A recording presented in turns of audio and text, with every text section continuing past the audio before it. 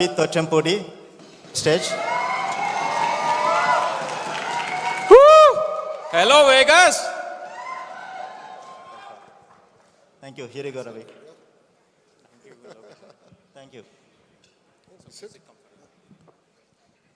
So first of all, thank you, IT sir family for giving this incredible opportunity and then spending time today with our own Honorable Minister for the state of Andhra Pradesh for technology and then electronics and especially with some of the things basically that you're working on.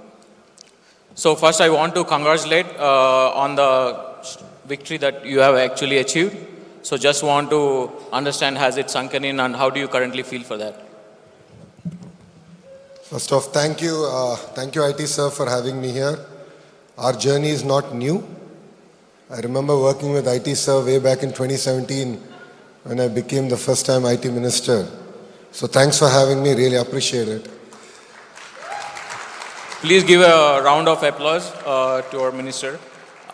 And also one of the other, sir, I wanted to also understand what was the important lesson that you learned from your father, N. Chandrababu Garu, especially given his expertise in bringing the innovation to the state. No, I mean, you skipped a question. So which is? You didn't let me answer the first question yet. And I love questions, so. I mean, to be honest, victory was certain.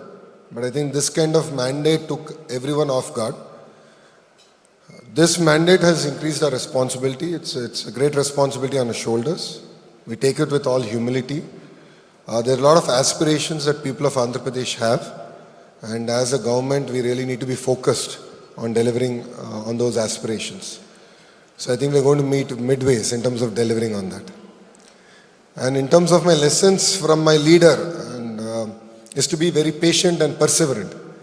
If you see in his entire political journey, it's had great highs and great lows. He takes his highs as he takes his lows. And for me, that's been a great lesson. And that's what I've learned from him, and that's the way I've taken my political journey also. Oh, that was good. Today I had an incredible opportunity to spend time with you, Lokesh Garu. So some of the things what I've observed is like you're a straight shooter in terms about, how you compose yourself, when you're talking about investments. Just want to understand, especially when you're trying to bridge some of the gaps, especially in terms about creating an enterprise, because a lot of our audience are mostly in small business enterprises. So when you graduated from Stanford and went back to India, you had a role at Heritage as a director. So when you actually ran both an enterprise company and then you came back into politics, how was that experience? Because a lot of our audience here would want to understand how to create an enterprise. I think that's a very good question. They're quite stark, they're quite different. In the private sector, when you are the boss, you decide the direction, you understand the journey, the results speak for themselves. If 1 month you miss something, you know where to correct. I think politics, you only get elections once every 5 years at the state level. So it gets very difficult to figure out whether you're in the right trajectory. And it's very important to remain grounded, meet people, hear from them, understand whether what you're doing is right and whether what decisions you're taking are meeting with their aspirations or not. So for me, that was very, very important. I think both journeys are mutually exclusive, but one thing I have learned being in the private sector and now in politics is building your team. You need to decide early on who can take you to a logical conclusion. I mean, who will be part of your journey. I think that's very important because when I joined Heritage, we had a crisis. Things were not good. We were losing a lot of money because of our retail expansion. Dairy was not bringing in that much of profit. So I had to decide early on the direction, trajectory of the business. Then I had to figure out whether or not. And based on that, I had to take decisions. I think politics is all about that also.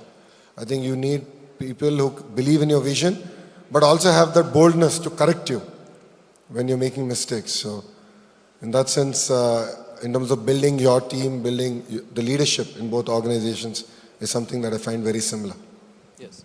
So I think building upon that, also, you come from a legendary family, want to, building upon the legacy of your family, what is the vision that you create, especially like, for example, want to understand the expectations, like say, for example, when I was, going to engineering school, I had expectations from my parents that, are you going to be an engineer or a doctor? Coming from a family, with a lot of legacy, how did you manage your expectations? How did you, come yourself, like, finding those differences?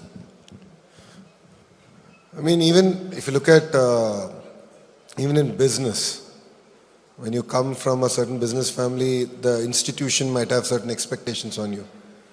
Similarly, in politics, there are greater expectations. People expect you to behave in a certain manner, respond in a certain manner. But if you look at my journey in politics, I've always broken the mold. I have chosen the road less traveled. Membership in Telugu Desam party was never a smooth affair.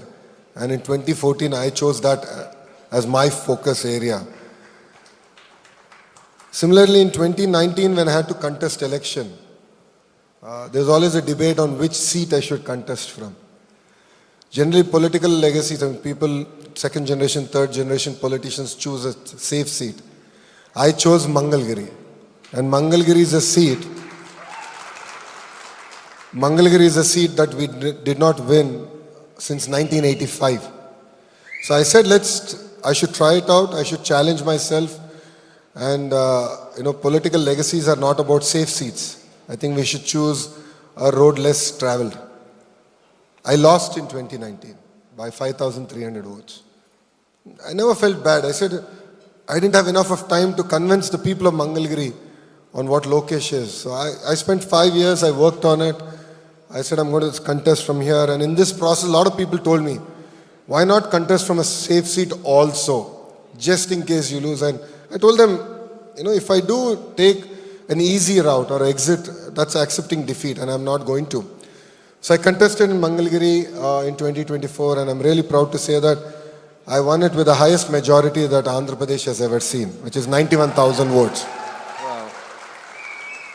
Again, after that, when the ministries were being selected, and when I spoke to Babu Garu about what I should do, and he asked me, what do you want? What do you think you want? I said, let me take HRD.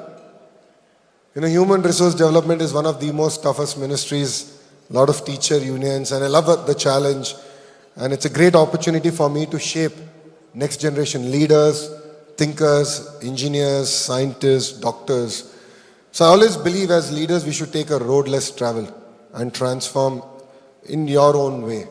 And that is what I have learned in my political journey. Wow, that was a great insight, Lokesh Garu. And then given a lot of interviews that I watched, and then a couple of times that I've interacted with you, and then given that you also won Scotch Person of the Year for Digital Award, and given that, the importance of technology in governance, how do you think, especially, technology can play an important role in terms about rural communities that you advocate for? I mean, it's a fact that technology has changed all our lives. India has been lucky. We jumped the PC era, went straight to smartphones. There's more smartphones in India than there are toilets. That's a known fact. I think that presents a very unique opportunity in terms of governance. One thing I regret that we didn't do enough in our last term is to actually transform processes. What we did was digitize broken processes. But this time around, we want to correct it. We are actually looking at business process re-engineering in the government. And I'm looking at how can we deliver seamless governance in the hands of people, in the hands of citizens. How do you make politicians and IAS officers irrelevant in day-to-day governance and in day-to-day citizens' lives? So that's where I believe technology will play an important role, but it's also important to transform our processes and re-engineer our processes. And this is what you will see happening in Andhra Pradesh in the next 9 months. Okay, that was a great insight as well, Lokesh Garu. And then today, one of the insight that I had was you discussed a lot about investing in WAAC, particularly the area that's more interesting especially in terms about technology investment, for both IT serve community as well as a larger audience. Do you want to highlight some of the few things that's so critical about that area that's very prone in terms about technology investments, especially in terms about WAAC? See, being a new state, Andhra Pradesh is presented with a unique opportunity. And that opportunity is to decentralize development and not center development around one city or one ecosystem. Way back in 2014, Mr. Naidu had a clear vision of which district should do what. And that's why Kia came to Anantapur, TCL, Foxconn came to Chittoor and Nellore, and we had Amravati as our capital. And from day one, I strongly believe that Visakhapatnam should be our IT capital, because I believe it has the right ingredients. Now let's talk about what are those right ingredients. It has amazing connectivity. It has great engineering colleges, amazing talent. And I jokingly keep saying that if Bangalore were to marry Goa and have a child, that will be Visakhapatnam. It's such a beautiful city, gorgeous ecosystem.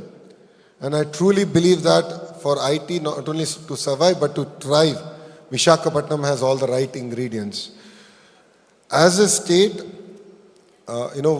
we personally believe that the data revolution is here, and Andhra Pradesh is well poised in terms of harnessing that revolution. As all of you are aware, globally close to $300 billion are getting invested in data centers. And our agenda is to actually bring about 100 billion of that to India and bring majority of that to the state of Andhra Pradesh in Visakhapatnam. Back that with AI, education, and particularly focus on an AI university, where we're really excited on figuring out the interactions of AI in governance, AI in politics, AI in healthcare, AI in entertainment. And like how the erstwhile Indian School of Business model was, where it was completely private sector led. We would love to do the same magic in the AI university and really create next generation thought leaders and engineers, not only for Andhra Pradesh, but for the world. Wow. Thank you. Thank you for that. And a little bit off topic and also a candid question, Lokesh Garu. So I heard you heard from Indra when she was talking about her tata. I think a lot of audience in the room is waiting to hear this answer also. Do you want to get some reminiscent thoughts or memories about spending your time with your tata?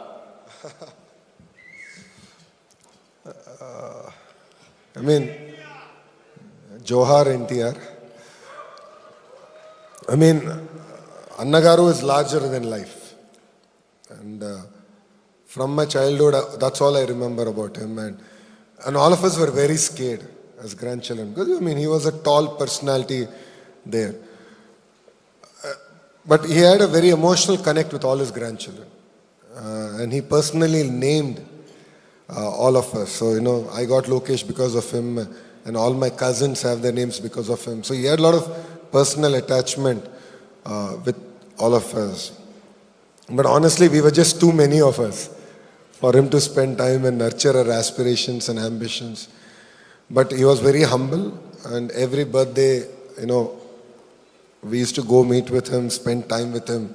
And the way he would share love and affection is to feed you to the extent where you'll end up throwing up. I remember this so well. And that is the way he would show love and affection for all of us. He's left behind a great legacy for us to lead from the front and to take it forward. Wow, I think everybody, goes back to their memories with spending their time with their family. Coming to the topic about technology again, the state of AP basically is called Annapurna, which is rice bowl of India. So for that, basically is the bedrock is farming and farmers. So given, and I also see a lot of times you spoke about, ecosystems, like, developing ecosystems. So just want to understand how are you going to strengthen that ecosystem? So which is like basically kind of creating how to impact their lives. No, all of you know I did a Padayatra. In my Padayatra, I had a great chance to interact with farmers across segments. So I met palm oil farmers, paddy farmers, mango farmers, date farmers, banana farmers, mirchi farmers. What was fascinating for me is that they're working hard, they're investing money ahead of time, and they're not sure at the end are they going to make money or not. And they're doing this every crop cycle. So the way I looked at it, I said, there are two parts of this equation. One, we need to reduce the cost of production. Two, how do we grow commodities and variants of our commodities which we can take to the globe? Now, I'll give you an example. All of us know that Rayalaseema is known for mango. But predominantly we grow varietals that we want. Why can't we grow varietals that the world wants? Varietals that Europe wants, Japan wants, which are also higher value in nature. And that's where I believe that state can play a very important role in guiding farmers. Similarly, our dates is another big area. Banana, dragon fruit, chiku is another area. So I think there's a lot of work that we can do as a government in terms of guiding farmers, giving not just subsidies alone, but inputs and even strengthening it with research stations and ensuring that the optimal output and productivity comes from the respective farms. So for me, that's of great interest and passion. The same thing applies even to, palm oil farmers. If you look at it, thanks to Annagaru, Andhra and Telangana, the two Telugu-speaking states have a very important role to play in palm oil, and we help government in terms of saving our forex. We have to support them, but we have to be in the smart way. We have import duties and exports subsidies based on the inflation. So how can we have a table making it easy so that government can take appropriate decisions? For me is very fascinating. So these are, I think, interventions you'll see at a policy level that will come up. And I truly believe that Rayalaseema particularly has a great opportunity to leapfrog in agriculture. It's an amazingly fertile soil, and just giving water through drip and giving extension to the appropriate horticulture crop, I think, can truly transform agriculture in that sense. And the last bit I'd like to add is technology plays an important role, more so from government's ability to map which commodity is being grown where and in what quantities, and how should government be prepared in terms of sale price hikes or slumps. Because there are days when tomatoes are highly priced, there are days when tomatoes go for 10 paisa, 50 paisa kg. So I think our government's ability to forecast that, prepare for that, and guide, advise farmers for that, I think will be very important, and that's something that we'll work on this time. Yeah, on the context of that, I've seen in your previous turn, you also attended Davos, and given that context, wanted to understand what is your, strategy for attracting a lot of FDI, because I've seen you have delivered successfully on the government promise for Kia, and also you're quoting Foxconn and Brookfield. What do you see your strategy for, bringing a lot of FDI investments to the state of AP? Fundamentally, two things. Number one, India requires a lot of policy intervention at the national level to attract greater investments to our nation. See, today, honestly, it's not just about competing amongst ourselves as states, but we are also competing with other countries. I'm competing with Vietnam for attracting electronics investments. I'm competing with Ecuador on aqua exports. I'm competing with other countries on agri-commodities. So it's very, very important that we largen the pie, create a very conducive environment for medium, large corporates, global corporates to look at India as their hub. Second, it's no longer about ease of doing business, it's about speed of doing business. So all the business process re-engineering that we're doing as state is to focus on speed of doing business. So, when I met Chandra sir, who's the chairperson of Tata Sons, and I was asking him what his advice to me would be, he said, just focus on speed of doing business. And he said, today corporates are spending $2, $3, $5 billion on each project. Imagine a 6 months delay. It'll throw their entire business plan out of shape. 6 months delay would result in losses that they have to carry forward on their balance sheet. So our singular focus is on speed of doing business. We will compete with other states, and we will create a very conducive environment in Andhra Pradesh in terms of attracting investments and grounding those investments. And one example of that is how we closed TCS in a 90-minute meeting. That's the way we will work. and get investments into state of Andhra Pradesh. Wow, that's a kind of an insight where I wanted to get into the context of bridging the gap for organization like IT surveillance, where there's a lot of small business enterprises, all the way up from 100 to almost thousands of employees. Because whenever you create enterprise, the speed, the context is the speed. So in that context, wanted to personally understand, when you dealt with a lot of enterprises, what was one of the challenge or some of the insight that you felt personally the most important thing in creating a faster speed for enterprises? You mean as a government or? As a government.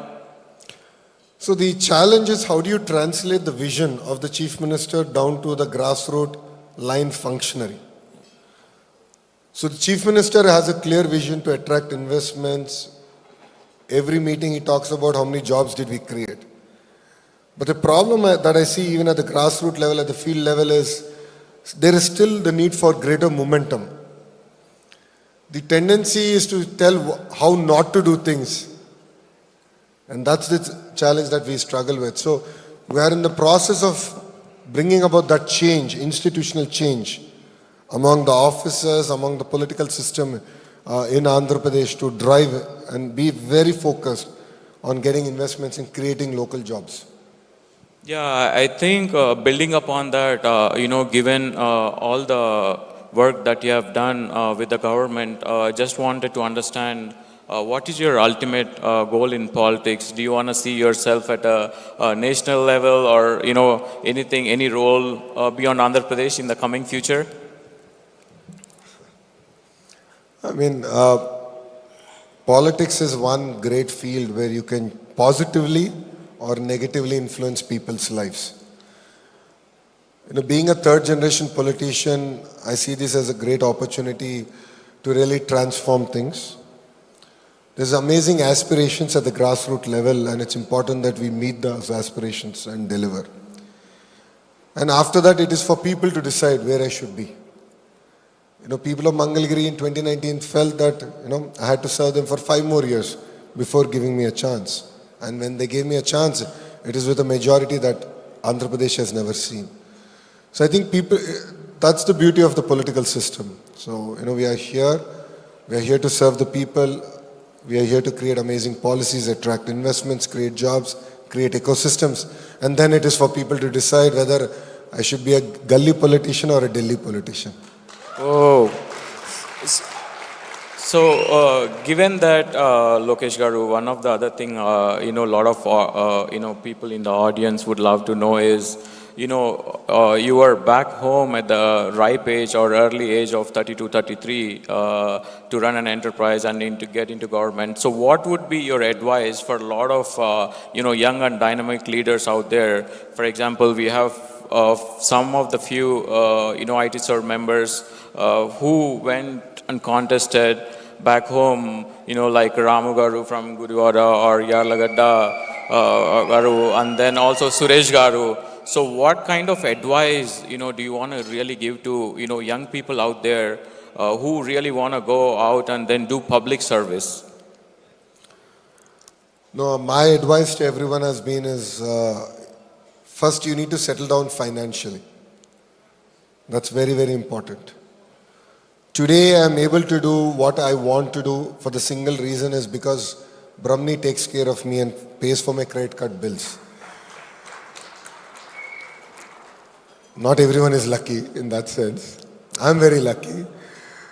So I keep telling, when I met Ramu, Suresh Garu very early on, that was my advice. First be financially stable, come into politics to serve people. That should be a true calling. Nothing but that. When that is clear, come to politics. And the only way that can be clear is when you have financial security, when you don't need to depend on politics for any income. So I always advise all the youngsters, first settle down, be financially independent, stable. And definitely as Telugu Desam Party, I call ourselves as a university. We have this ability to create leaders who went on to lead even Telangana. And that is the beauty of Telugu Desam Party. We create leaders We give people opportunity to lead from the front. And if you look at it this time, in the 160 odd seats that we contested, close to 70 of them were actually first timers who were contesting. And that's the beauty of Telugu Desam Party. If you look at it as an alliance, out of the 164 people that have won, close to 88 of us are first time MLAs. 17 out of the 25 ministers are first time ministers. So I think that's what makes Telugu Desam Party very unique. So basically, you have a new blood coming to power. So at the same time, in that context, also want to understand you've been traveling a lot, to different countries at different occasions. I know it's a lot, especially for entrepreneurs out there, that they're spending time away from their family. So would like to know what kind of things, you generally pursue to have a downtime or, to keep stress at bay generally. People would love to know. No, I think you should take life as it comes. There's no need to be stressed. What I've realized is when you're stressed and you take decisions, you end up making a lot of mistakes. So I've learned the art of breathing. So when I'm disappointed, when I'm upset, or when I feel a little bit of stress, I actually learn to breathe.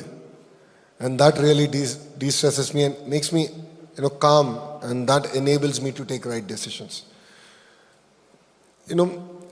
Your destination, in order to reach your destination, and it could be politics, it could be business or any field that we chose, it's never a straight line. There are going to be amazing highs and there are going to be the worst lows.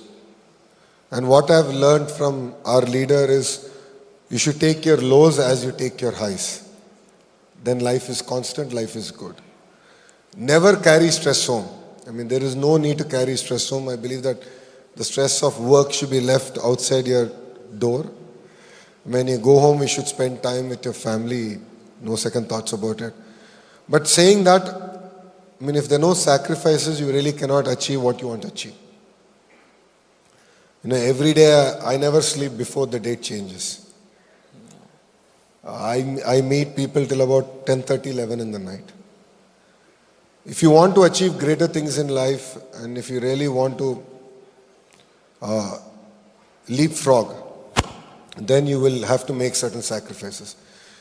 And it's not just you, it's also your family. So I chose a career, and I'm able to do this because Brahmani and Devansh support me. 226 days of Padayatra. Never went back home for any festival. No Saturday, no Sunday. I think the only break I would take is when Brahmani and Devansh would come visit me, and I would start my Padayatra late by about 4 hours. That was literally the break that I would take next day. So sacrifices are done not only by you but by your family, and your family should be ready to make those sacrifices for you. So I think it's a very informed decision. In my case, it was a very informed decision. Brahmani and I spoke about it a lot. And during our toughest time, especially during Babu Garu's arrest, there was always days when Brahmani would still ask me, is this all worth it? Why do all this? Why sacrifice?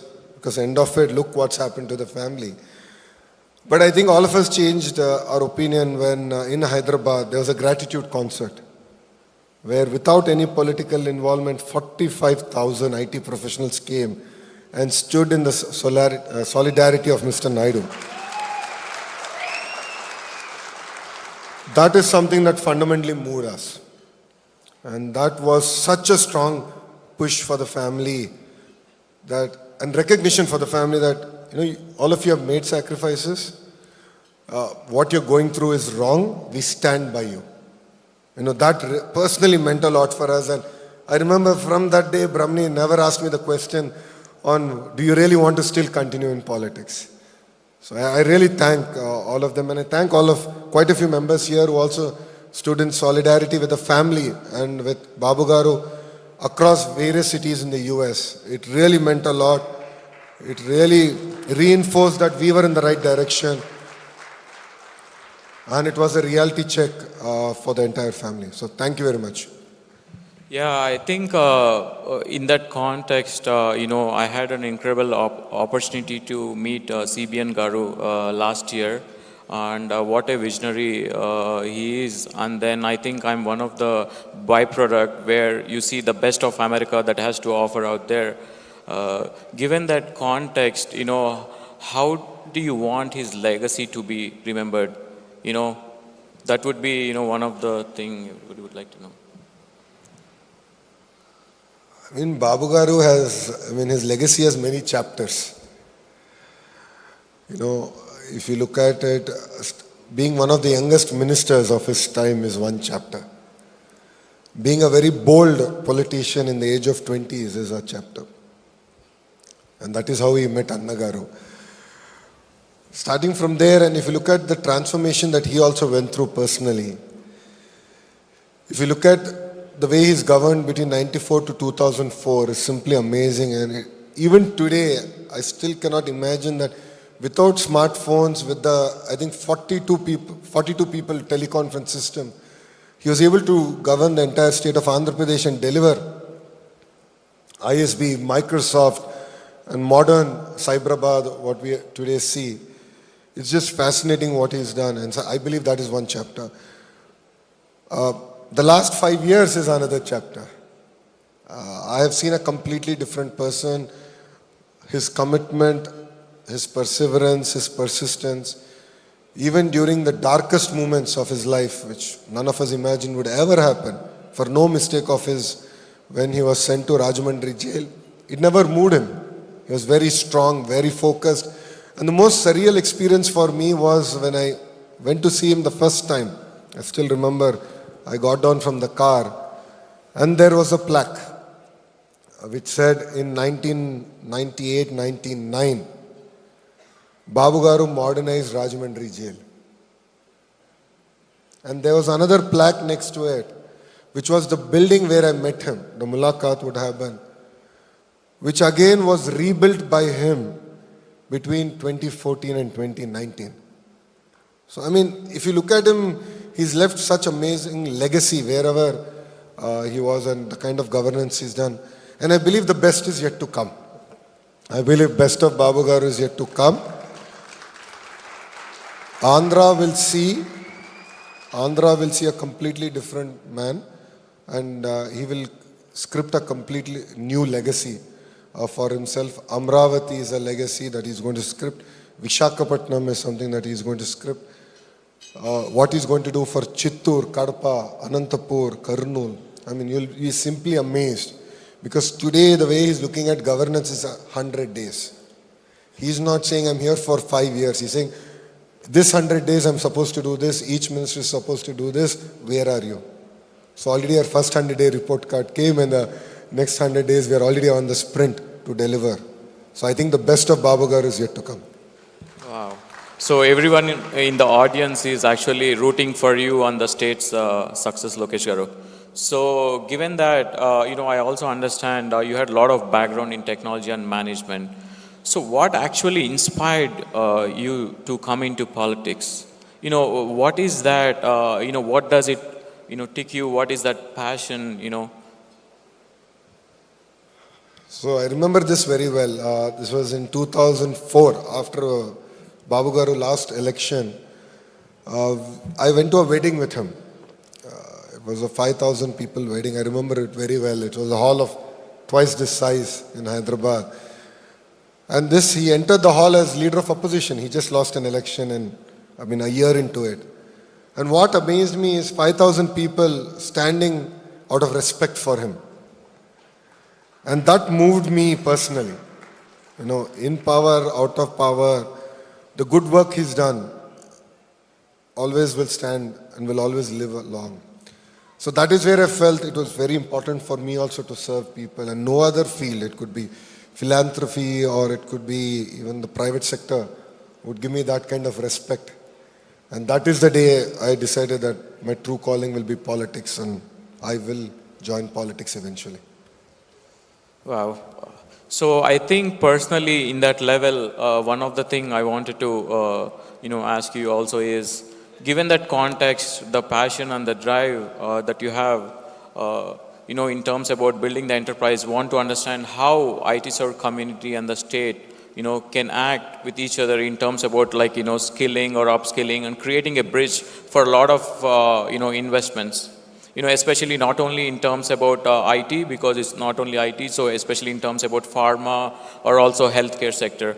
And then today, when I interacted with your team, Mr. Garu, also one of the important thing that I took away is you had a lot on your plate. So given the context, just want to understand, what kind of, medium that you want to create for IT serve to interact.